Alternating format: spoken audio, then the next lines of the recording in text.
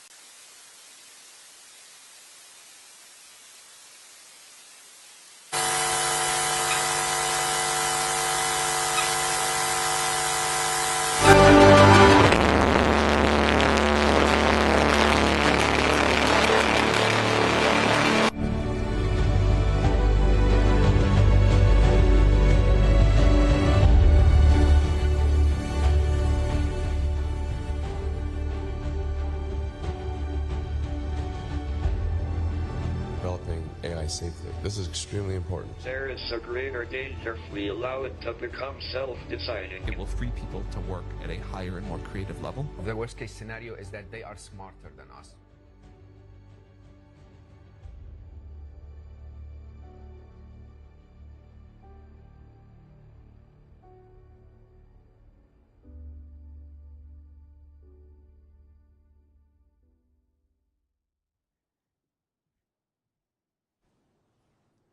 Good morning, everybody. It is my privilege to welcome all of you to the first ever Global Summit on Frontier AI Safety. During a time of global conflict 8 decades ago, backdrop of a gathering of the United Kingdom's best scientific minds who mobilised technological advances in service of their country and their values. Today, we've invited you here to address a socio-technical challenge. Together, we have the resources and the mandate to uphold humanity's safety and security by creating the right guardrails and governance for the safe development and deployment of frontier AI systems. But this can't be left to chance or neglect or to private actors alone. And if we get this right, the coming years could be what the computing pioneer J.C.R. Licklider foresaw as intellectually the most creative and exciting in the history of humankind. This is what we are here to discuss honestly and candidly together at this summit. Sputnik set off a global era of advances in science and engineering that spawned new technologies, institutions and visions and led humanity to the moon. We, the architects of this AI era, policymakers, civil society, scientists, and innovators, must be proactive, not reactive, in steering the technology towards the collective good.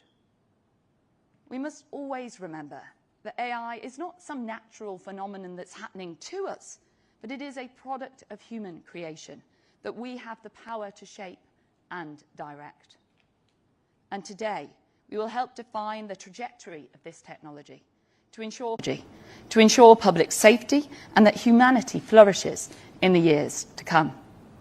We will work through 4 themes of risk in our morning sessions, which will include demonstrations by researchers from the UK's Frontier AI Task Force.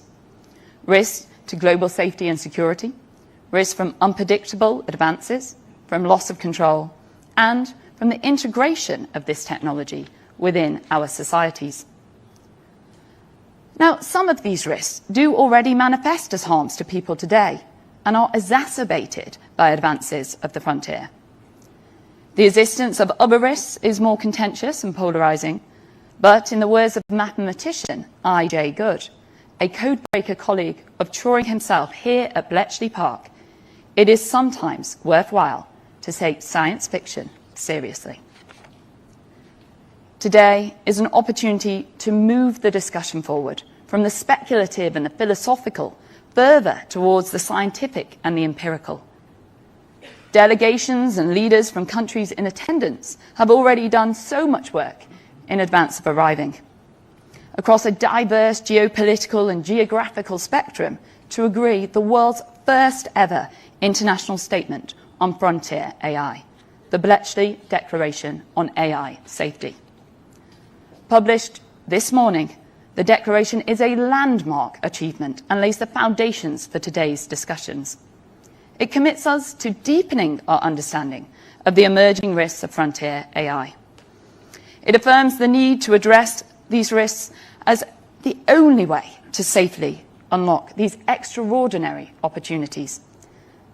And it emphasises the critical importance of nation-states, developers and civil society in working together on our shared mission to deliver AI safety. But we must not remain comfortable with this overturned window. We each have a role to play in pushing the boundaries of what is actually possible. And that is what this afternoon will be all about, to discuss what actions different communities need to take next, and to bring our diverse views and open up fresh ideas and challenge them. For developers to discuss emerging risk management processes for AI safety, such as responsible, risk-informed capability scaling.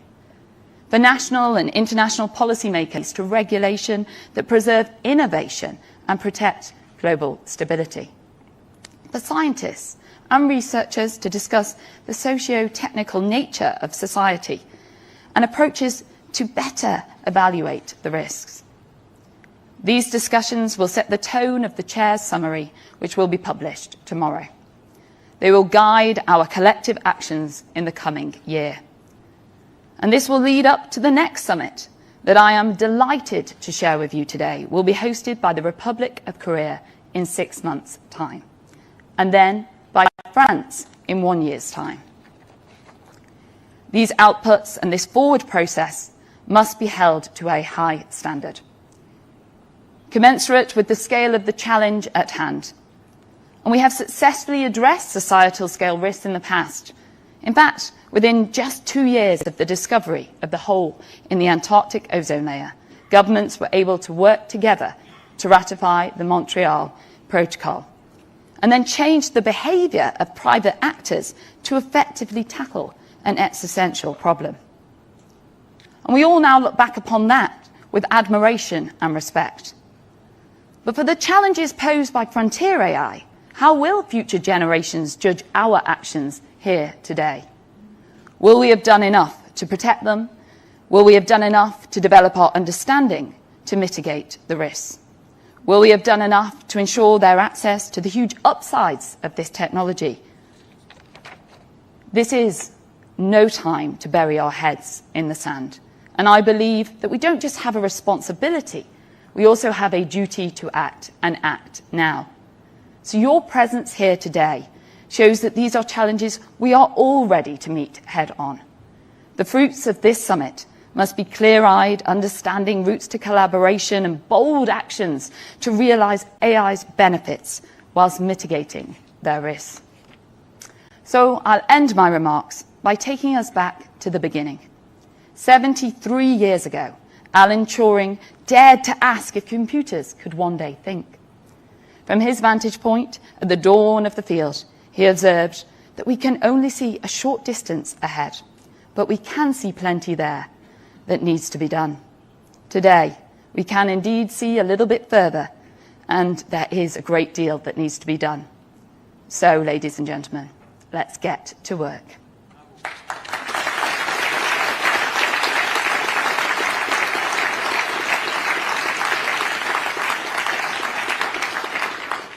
Thank you. I'm now going to introduce our speakers for this session. First up, we have the US Secretary of Commerce, Gina Raimondo. It is wonderful that the US is the home to so many of the world's leading AI companies, and that they have been so supportive of this summit. Gina and I are closely aligned in promoting innovation, whilst thinking seriously about how we do manage those risks. And the US has shown leadership on AI safety, from July's White House voluntary commitments through to this week's executive order. Our second speaker is Vice Minister Wu Zhaohui of the People's Republic of China. And I'm especially pleased that the Vice Minister can be with us today, given China's strong frontier AI capabilities, as well as its international efforts, such as the announcement just a week ago of its Global AI Governance Initiative. Our third speaker is Vice President of the European Commission, Vera Jourova. She has been driving forward the AI safety agenda in Europe and the world, most notably through her engagement with the EU AI Act. I also want to publicly recognise the Commissioner for her addressing of societal risks such as disinformation that could be exacerbated by the malicious use of frontier AI. Our fourth speaker is the chair of the UK's AI Frontier Task Force, Ian Hogarth. Ian is an entrepreneur and has been an investor for many years in dozens of tech and AI companies. His expert leadership and extensive experience of growing companies in the technological frontier, as well as his long-standing belief in the transformational power of safe AI, made him not only the perfect but also the natural choice to lead our Frontier AI Task Force. This is the startup within government from which we will grow our new AI Safety Institute. and I have personally really enjoyed working hand in hand with Ian over the last few months. Thank you. Gina? Thank you. Thank you. Thank you, Michelle. Thank you, and thank you to Prime Minister Sunak for hosting such an incredibly important event. Hats off to you. The crowd, it's an amazing crowd of people, and you did a fantastic job with your opening remarks. So I want to thank you for your leadership, and to my colleagues who've traveled from all over the world to be here. I think the fact that we are all here in person and have come from all corners of the world gives me hope that we are all deeply committed to making sure that we move forward with AI innovation, but also do it in a safe way. As Secretary Damlin so beautifully said, Bletchley Park is a symbol of technology's potential to empower the heroic side of humanity. But it's also a reminder to all of us about how technology can indeed change the course of history. I will say, as many of you know, it is also a reminder that women, who, as I understand, represented at one point 3/4 of Bletchley Park code breakers, were a vital yet underappreciated asset in advancing science and harnessing its benefits. And I challenge all of us as we move forward with AI to have as many women and a diverse group of people in the development and deployment of AI.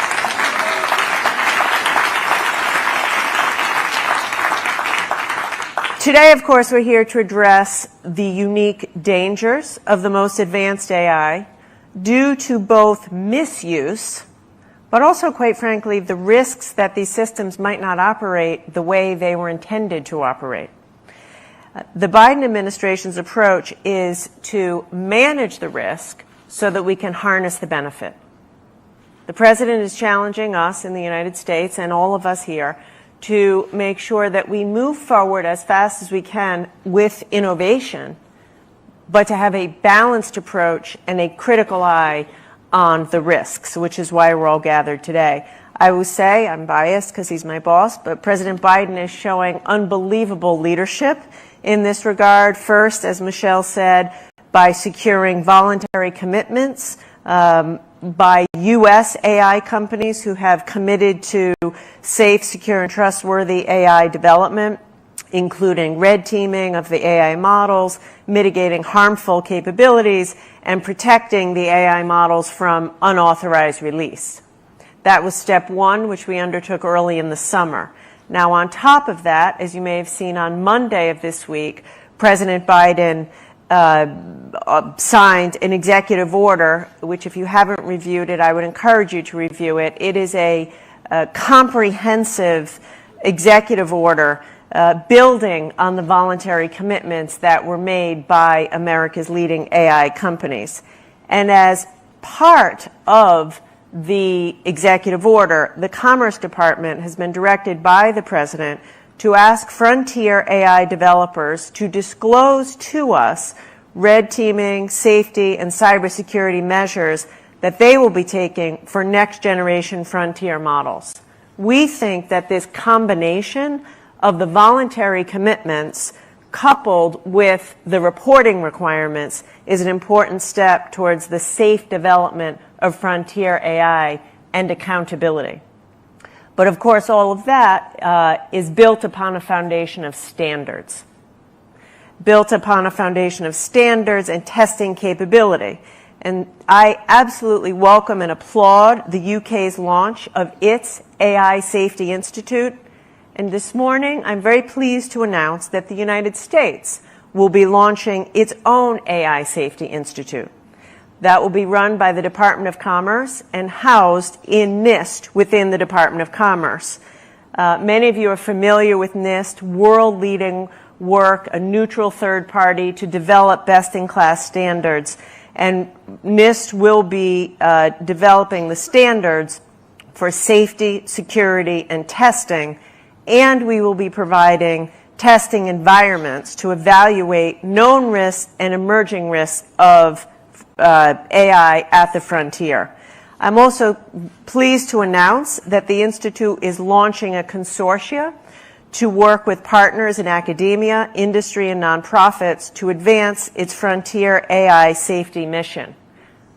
I will almost certainly be calling on many of you in the audience who are in academia and industry to be part of this consortia. We can't do it alone. The private sector must step up. We also have to commit to establishing a formal partnership between our Safety Institute and the United Kingdom Safety Institute. I want to say that loudly and clearly, and Michelle and I talked about this already. We have to get to work, and as between the US and the UK in our safety institutes, we have to get to work together. Finally, I'll say the work, of course, does not begin and end with just the US and the UK. We want to expand information sharing, research collaboration, and ultimately policy alignment across the globe. And again, I want to thank all of my colleagues for being here. We will compete as nations. Competition is a good thing. It brings out the best in us and allows us to innovate. But even as we compete vigorously, we must search for global solutions to global problems. In the nuclear age, superpowers came together to cooperate and formulate global mechanisms of assurance. Today, in the age of AI, we have an even more complex problem that involves all of our nations and the private sector. It requires global coordination on AI safety. And it requires us to do everything we can to make sure that this technology does not get into the wrong hands and is not misused. So I think I'll end with quoting Michelle. Will we have done enough? I want to be able to say yes. I know for myself, as a leader, and as a leader of the US AI Safety Institute, I want to be able to say, yes, I've done enough to unleash innovation, but more important, make sure it is safe. And I hope that we can all say that at the end of our work together. Thank you.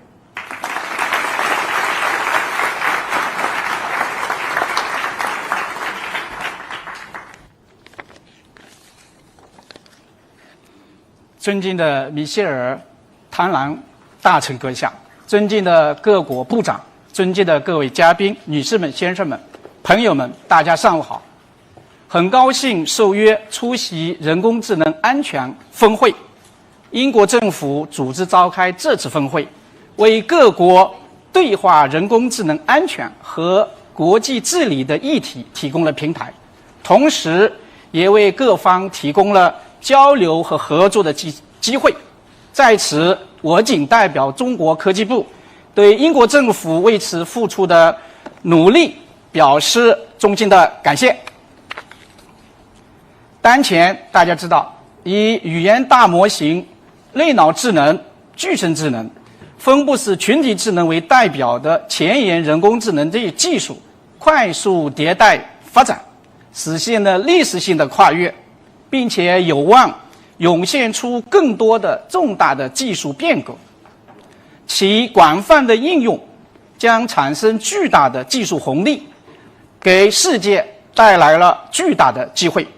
与此同时，人工智能技术在不确定性、不透明性以及不可解释性方面的特征，带来了伦理、安全、隐私、公平等方面的风险与挑战更加突出，复杂的效应不断的显现。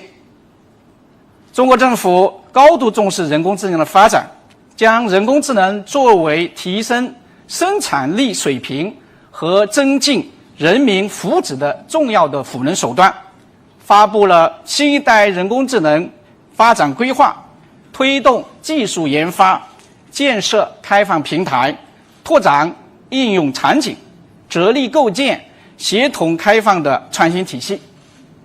同时，我们也充分地认识到了人工智能技术的两面性，发布治理原则和伦理的规范，始终以高度负责任的态度来参加人工智能全球治理体系的建设和改革之中。2023年10月18号，中国国家主席习近平先生在第3届“一带一路”国际合作高峰论坛开幕式的主体演讲中，提出了全球人工智能治理的倡议。倡议围绕着人工智能发展、安全和治理3个方面，全面系统地阐述了人工智能治理的中国方案。这是中方积极践行人类命运共同体、落实全球发展倡议、全球安全倡议、全球文明倡议的一个具体的行动。在当今世界和平与发展面临着多元的挑战的背景之下，我们认为通过对话和合作凝聚共识，构建起开放、公正、有效的治理机制。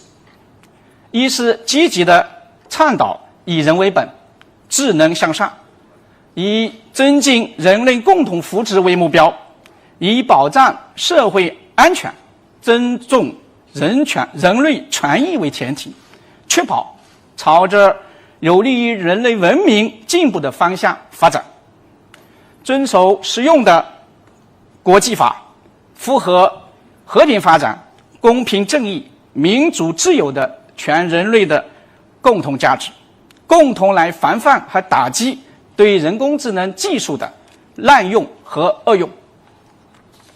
二是加强技术风险管控，支持以人工智能技术来防范人工智能的风险，提高人工智能治理的技术能力，推动建立人工智能风险等级测试的评估体系，确保人工智能始终处于人类可控制之下，打造起可审核、可监督、可追溯、可信赖的人工智能技术。三是鼓励各方协同共治，坚持相互尊重、平等互利的原则。各国无论大小强弱，都有平等发展和利用人工智能的权利。要增强发展中国家在人工智能全球治理中的代表性和发言权，不断地弥合智能的鸿沟和治理能力的差距，鼓励全球共享人工智能成果、知识成果，共开源人工智能的技术。各位部长、各位嘉宾、女士们、先生们，人工智能治理事关全人类的命运，是世界各国面临的共同的课题。只有国际社会共同努力，才能确保人工智能技术安全可靠。中方愿同各方一道，就人工智能安全治理加强沟通交流，为推动形成普遍参与的国际治理机制和具有广泛共识的治理框架，积极地贡献智慧和力量，促进人工智能技术更好地造福于人类，共同构建起人类命运共同体。我就讲这么多，谢谢大家。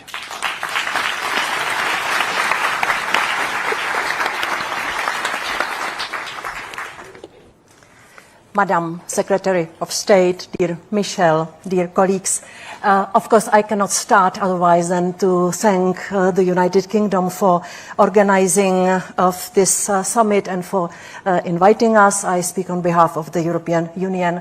I am sure my boss, Madam von der Leyen, tomorrow will convey her thanks to Prime Minister Sunak as well, because this is really a great idea, and also to organize this on this very place is very symbolic. Since the EU published the first comprehensive strategy on AI in 2018, you will agree with me that the technology has no doubt leaped forward immensely from what was a rather niche topic then to a revolution that is literally at everyone's fingertips. But what has not changed is the fundamental tenet of our approach, the need to strike the right balance between reaping the immense benefits of AI whilst protecting what is most dear to us. So let me touch upon 3 areas: innovation, guardrails and governance. First, regarding innovation. Given the remarkable growth in this technology, we need to ensure that the development of AI remains accessible to a wide and diverse field of actors, not just the few in the lead. One barrier of entry has been the vast amount of computing capacity now needed to be at the frontier.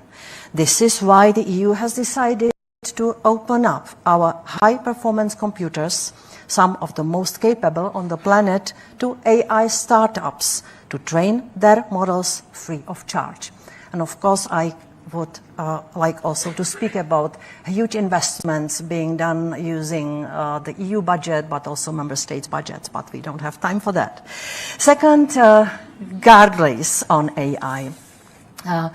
I have seen much debate about whether we should be focusing on the harms of AI that are known today or on more existential risks the technology can pose in the future. I find this a false debate. Both are necessary and both are possible. If we want to build trust in technology, we need to urgently address the risks we face now. The risk of discrimination, the risk to health and safety, the risk to our democracies and elections. Every bit of transparency, accountability, risk management and public oversight that we introduce now will also help us deal with more uncertain risks going forward. This is why we are setting out to do in the EU through the AI Act, an innovation-friendly, risk-based and future-proof approach to regulating AI. We expect agreement on this law before the end of the year. And on this law, we see how fast the development goes, because we adopted it at the Commission level in 2020. And now, together with the co-legislators, with the European Parliament and the Member States, we are drafting together the new chapter on generative AI, which is the new technology which we want to also cover by the regulation without hindering it and without limiting the benefits it can deliver. We have the State Secretary of Spain here, who is negotiating on behalf of the member states. It's not easy work. I will quote you, Carmen. You said that how can we regulate something we don't know what it is? And our common agreement was last time at the trialogue, yes, we don't know what it is, but once we know what it is, it might be late. So that's why we are now developing the new chapter on generative AI. Might be that on the 6th of December, at St. Nicholas Day, we might have this done.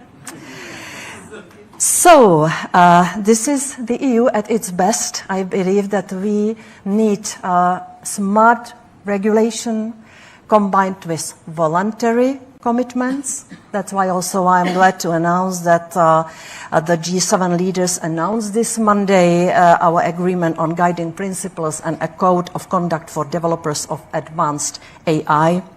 We call on developers of AI present also here today and all others out there to endorse this code and commit to its application.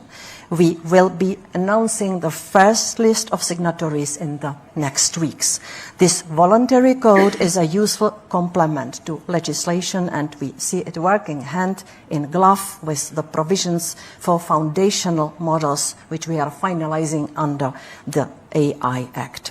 To be able to manage fast-changing AI technologies effectively, we need a solid knowledge base. The first step towards a more global governance for AI is access to internationally recognized independent scientific advice on the state of the technology. I will quote you, Michel. How did you say it? Speculative philosophical should stop for a while towards more scientific and technological, but then we have to take it back from the technologists and from the scientists to continue taking proper political decisions. I think it will be interaction. So, ladies and gentlemen, thank you once again for having a chance to speak here and to take part in this important summit. I am sure I will be coming back enriched by new information. And last thing I want to say, again, turning back what Michelle and Gina said, the history only will tell us whether we did the right thing in the right moment. We have our common obligation to do this right. Thank you very much.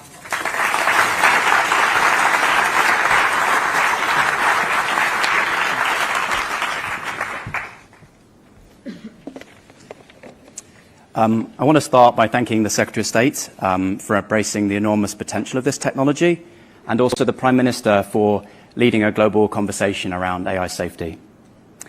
So around the corner, Alan Turing and his team used the bomb machine to crack the Enigma code. And that machine evaluated 15 positions per second, and it weighed 900 kilograms. Today, the phone in my pocket performs 2 trillion times more operations per second. This advance in computing power has helped power the modern world, and it's a driving force behind the recent breakthroughs in AI. This plot shows our best guess of the computing power used to train the most powerful AI models over the past 10 years. In that time, this computing power has increased by a factor of 10 million, often in large jumps from generation to generation of models. The last 5 jumps have come from large language models and have taken us from systems unable to form coherent sentences to those that have mastered aspects of human language. Soon, perhaps in the first half of next year, we're on track to see another jump. New models, the red cross on this chart, may use 10 times the amount of compute, trained by just a handful of companies using huge new computing clusters that are being built as I speak. This jump is what exponential growth looks like. As before, the new models will make the previous jumps look small and insignificant. They'll use AI chips up to 6 times more powerful than before, and will be some of the biggest projects undertaken in the history of technology. Now, this progress is exciting. I've long been a believer in the immense capacity for good that AI represents since I worked on an early system to detect breast cancer using computer vision almost 20 years ago. But all powerful technologies prompt questions about how we make them safe. Power and risk go hand in hand. From clinical trials for pharmaceuticals to international regulation of the nuclear industry, every emerging technology, if it is sufficiently powerful, necessitates a conversation about how we make it safe. And that's why we've come together today. These 2 days are a brief moment of reflection along this curve, a moment to pause and shape its trajectory and its impact. The most advanced systems are being developed by a small community of experts, some of whom are in this room today. But it's not just those developers who will be held responsible for AI's consequences. It will be all of us as people empowered and entrusted to ensure that technology benefits humanity. I, like many in this room, am concerned about the trajectory we're on. Many have correctly stressed the existing harms from AI and the possibility of current or future systems undermining democracy, entrenching discrimination, or destabilizing our societies. And a number of leading experts are seriously concerned that uncontrolled advances in AI may lead to catastrophic consequences. I worry that a race to create powerful machines will outpace our ability to safeguard society. There's a wide range of beliefs in this room as to the certainty and severity of these risks. No one in this room knows for sure how or if these next jumps in computational power will translate to new model capabilities or harms. So over the course of the day, you'll hear about some of the work that our AI task force has done. We've been trying to ground these risks in empiricism and rigor. While I'm proud of our work, it's a tiny step in the face of a colossal challenge. And I'm so grateful to Secretary Raimondo for spinning up the US AI Safety Institute and for the partnership we will establish. Our current lack of understanding in the face of what may be a pretty critical moment in the history of technology is quite striking. History will remember this moment at Bletchley Park amidst this exponential. It will judge all of our ability to live up to this challenge, to find common ground amid disagreement, and to take concrete action in the face of uncertainty. It will judge us for what we do and say over the next 2 days and the days to come. So let's make the most of this time together.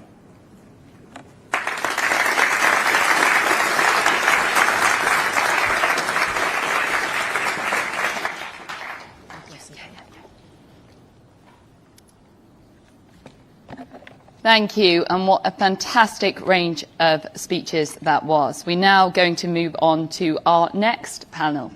Our fifth speaker is Rajiv Chandra Shekhar, Minister of State for Electronics and Information Technology of India. He is a proven technology-minded government leader and an entrepreneur, and has driven forward the AI agenda in India. He joins us today hot off the heels of the publication of his ministry of a major AI report, India AI 2023. Our sixth speaker is the world's first ever dedicated Minister for Artificial Intelligence, His Excellency Omar Sultan Al Olomar. The United Arab Emirates was indeed present in recognising the future importance of AI across government and in the private sector. And I enjoyed speaking with him this morning at just how they saw that happening in the future and were so early to appoint him. Our seventh speaker, the Honourable Minister Bisan Tin Jaranji, is pioneering a novel approach to the creation of an AI strategy for Nigeria, and with his AI-enabled global search for contributions from experts of Nigerian descendants. As a co-founder of the leading innovation hub in Africa, the Honourable Minister is no stranger to using frontier technology safely to solve development challenges. So collectively, I cannot think of a better panel. Thank you. Thank you.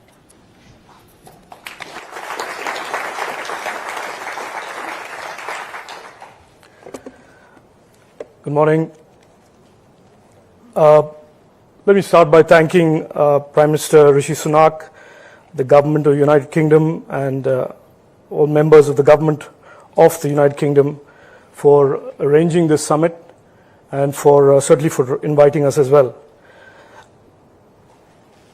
We have maintained as Government of India that international collaborations such as this, international conversations between countries, are extremely important as we move forward to shaping the future of tech at a time and in an era where technology is certainly throwing up the most exciting opportunities ever in the history of mankind. Our Prime Minister Narendra Modi ji has for several years argued that the future of tech, whether it be innovation, whether it be partnerships, or indeed the institutional framework for regulating the technology and innovation for the common good of all humans and all mankind should be driven by a coalition of nations rather than just one country or two countries. And that the institutional framework should be less episodic and a lot more sustained and with strategic clarity. Let me share the Indian perspective. Certainly, some of you may know, most of you may know this. We have rapidly digitized our economy in the last 8 years. We have moved the digital economy, the needle on the digital economy from about 4.5% of total GDP to our target of 20% by 25-26. We're at about 11% today. The digital economy and the innovation economy and the innovation ecosystem today is growing at about 2.5 to 3 times faster than the non-digital part of the GDP. So for us, all things digital, the digital economy, the innovation ecosystem represents real bread and butter, real goals and real objectives, and artificial intelligence for us, as we see it, is a kinetic enabler of the already accelerating, already expanding digital economy, innovation, growth, and governance. In a book that I just read recently by DeepMind's founder, Mustafa Suleyman, he refers to the coming decade or the coming years as the next big wave.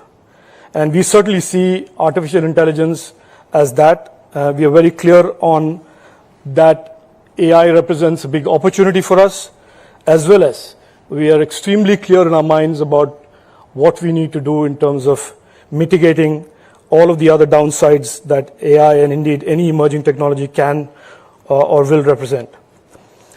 Let me just share a bit with you on quickly on what we believe is the way to look at AI. We look at AI and indeed technology in general through the prism of openness, safety and trust, and accountability. I think we use words like AI for good. I certainly don't understand what that means. Is there an AI for bad that we are talking about? We certainly don't think there should be any doubt in anybody's mind that the future of tech must be and always be only for the good and the progress and prosperity of our collective citizens of all our countries. Techno-optimism notwithstanding, I think there is a new regime, new framework that needs to be built, where there is greater accountability of platforms on the issue of user harm. There's greater accountability of platforms on ensuring safety and trust of all those who use their platforms, whether it is AI or indeed the broader general internet at large. I will just end quickly by saying this. We have learned in the last 10, 15 years as governments that by allowing innovation to get ahead of regulation, we open ourselves to the toxicity and the misinformation and the weaponization that we see on the internet today, represented by social media. And we certainly can agree today that that is not what we should chart for the coming years in terms of AI. We certainly want AI and the broader internet and tech to represent goodness, safety and trust, and underlying all of that, underpinning all of that, platforms and innovators that demonstrate accountability under law to all those who use it. Thank you. 10 seconds. Just on time. Thank you very much. I'd like to start, first and foremost, by thanking the UK government for their kind invitation and for convening us all here today. I think it is indeed appropriate that we're meeting on this premise, on these grounds, because the enigma of today is very different to the enigma of yesterday. The enigma of yesterday was indeed catastrophic, and indeed one that required compute to solve. The enigma of today is AI. It's trustworthy AI, and it's safe AI. So thank you for choosing the right venue, and thank you for convening the right crowd. I'd like to start off by saying that all efforts that we're seeing today around the world on artificial intelligence are definitely positive indications that the world is moving in the right direction. The States executive order on safe, secure and trustworthy AI, or the UK just announcing its Institute for Artificial Intelligence, as well as the efforts that the UK is doing, we are moving in a direction that we have long been waiting for and long been calling for as a collective community, whether it's the experts in the room or governments that have been working on this file for a while. We today are at a pivotal moment in the history of intelligence. The gaze of future generations may either accuse us of not having done anything or stifling innovation and dimming the prospects for humanity. We must navigate this dichotomy together and place the brilliant minds who are developing this technology at the center of the conversation. The stakes are high, and the benefits of AI on humanity are immense, but so are the risks that tag along. As governments, investing in the haven of safety is our primal step, as it should be with AI safety. Top minds in the field recommend allocating significant portion of AI resources towards ensuring safe and ethical use of this technology. And we as regulators should heed this call and do so proportionately to the AI that is being developed in our nations. Evaluating AI model capabilities is the next stride. The pulse of AI's capability beats with the rhythm of human ingenuity. However, every beat must be measured against a set of established standards that ensure that the technology we build serves humans and not the algorithm. Standards for extensive, generic red teaming, as well as specific sectorial standards for critical infrastructure must be developed and shared internationally, as the impact for AI will know no borders.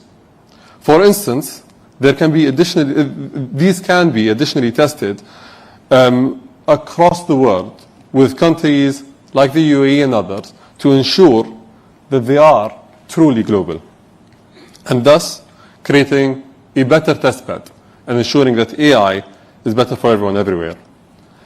Developing AI in the UAE, for example, has always been international from day one. We've always thought of the 200 nationalities that reside in the UAE and thought about their safety and security, whether it's on our land or across borders as well.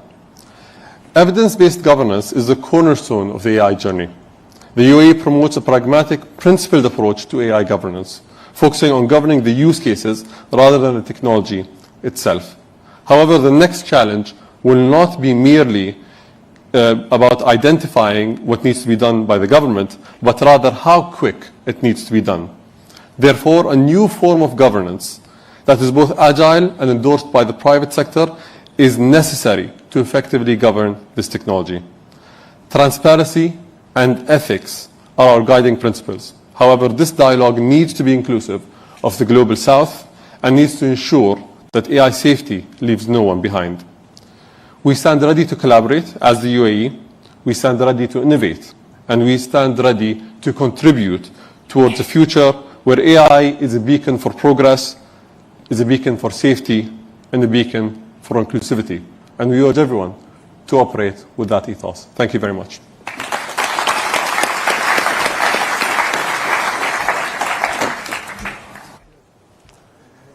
Good morning. I'm deeply honored to address this prestigious gathering, and of course I'd like to appreciate our host for extending the invitation for Nigeria to be part of this special occasion. As we gather today, we must acknowledge that our world is experiencing significant transformation driven by the increased application of digital technologies. These new technologies have ensured that access to information is increasingly ubiquitous while creating an extensive and interconnected web of networks.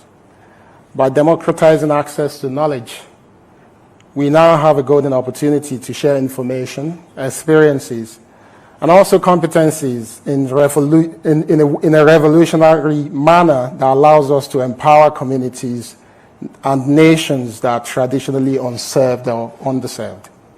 In this digital age, technological capability is not limited by geographical or socioeconomic classification. In fact, technological advancements now travel rapidly at the speed of light within networks, in turn creating platform for smart application of technologies that transcend borders, making it a powerful force for global economic development. As we enter into a new age of greater possibilities with artificial intelligence, we have now been empowered to aggregate, process, contextualize knowledge that enables us to tackle complex societal and business challenges with very unique insights and intelligence that have previously been unavailable to us.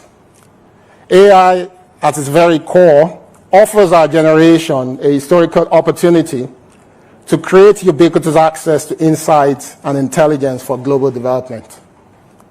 However, we must remain conscious of the need to ensure the safe, ethical, and inclusive development of this phenomenon. We must take necessary steps to prevent the disenfranchisement of people due to unpleasant experiences and abuse and also misuse. This risk can further exacerbate existing socioeconomic inequalities that limit the significant impact that AI brings to our world. We must therefore ensure that the benefits of AI are accessible to all without discrimination or exclusion. By doing this, we will create a world that presents opportunity as a collective birthright and not as a privilege for a select few. As we do this, we will leverage the true transformative power of artificial intelligence for the common good of humanity. In conclusion, I'm not going to take all my 5 minutes, obviously. Let me reiterate the need for us to embrace the extensive opportunities AI offers to us to create a more inclusive and prosperous world. We must, however, be mindful to do this with a clear and intentional commitment to deploy in a safe and responsible manner. Working together as a global community, we will shape a future where AI becomes the tool for economic empowerment, improved quality of life, and global unity. I'd like to thank you all, and I look forward to seeing this summit become a launchpad for brighter and rewarding future for all of us. Thank you.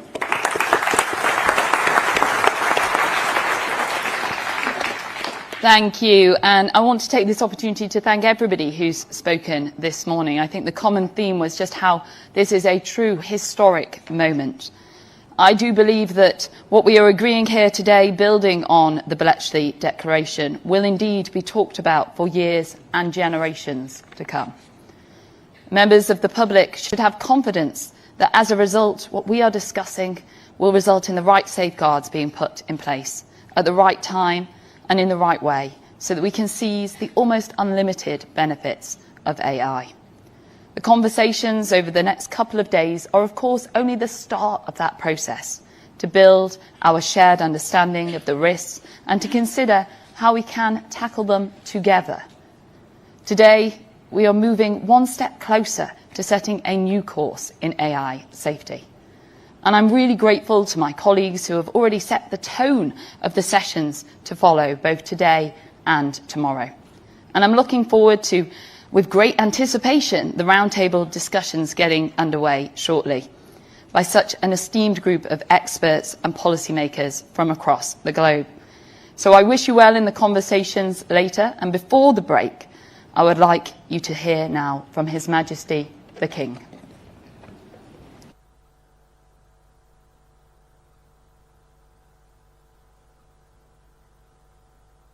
We are witnessing one of the greatest technological leaps in the history of human endeavour. The rapid rise of powerful artificial intelligence is considered by many of the greatest thinkers of our age to be no less significant, no less important than the discovery of electricity, the splitting of the atom, the creation of the World Wide Web, or even the harnessing of fire. AI holds the potential to completely transform life as we know it, to help us better treat and perhaps even cure conditions like cancer, heart disease, and Alzheimer's, to hasten our journey towards net zero and realize a new era of potentially limitless clean green energy, even just to help us make our everyday lives a bit easier. However, if we are to realize the untold benefits of AI, then we must work together on combating its significant risks too. AI continues to advance with ever greater speed towards models that some predict could surpass human abilities, even human understanding. There is a clear imperative to ensure that this rapidly evolving technology remains safe and secure. And because AI does not respect international boundaries, this mission demands international coordination and collaboration. To support this global effort, the United Kingdom is proud to host this summit in Bletchley Park, the birthplace of modern computing, where Alan Turing famously cracked the Enigma code and laid the foundations for a new digital age. Transitions like the one AI is heralding always present profound challenges, especially in preparing for unintended consequences. It is incumbent on those with responsibility to meet these challenges, to protect people's privacy and livelihoods, which are essential to both our economic and psychological well-being, to secure our democracies from harm, and to ensure the benefits of new technology are shared by all. I've always believed in the importance of holding a conversation, both within and across societies, to address such great challenges, of bringing governments and the public sector together with civil society and the private sector in that conversation, adhering to the values, tenets of faith, and laws that we all hold so dear. That is how the international community has sought to tackle climate change, to light a path to net zero, and safeguard the future of our planet. We must similarly address the risks presented by AI with a sense of urgency, unity, and collective strength. So, on behalf of the United Kingdom, I want to thank you all for the vital role you are playing in this shared endeavour, for laying the foundations of a lasting consensus on AI safety, and for ensuring that this immensely powerful technology is indeed a force for good in this world.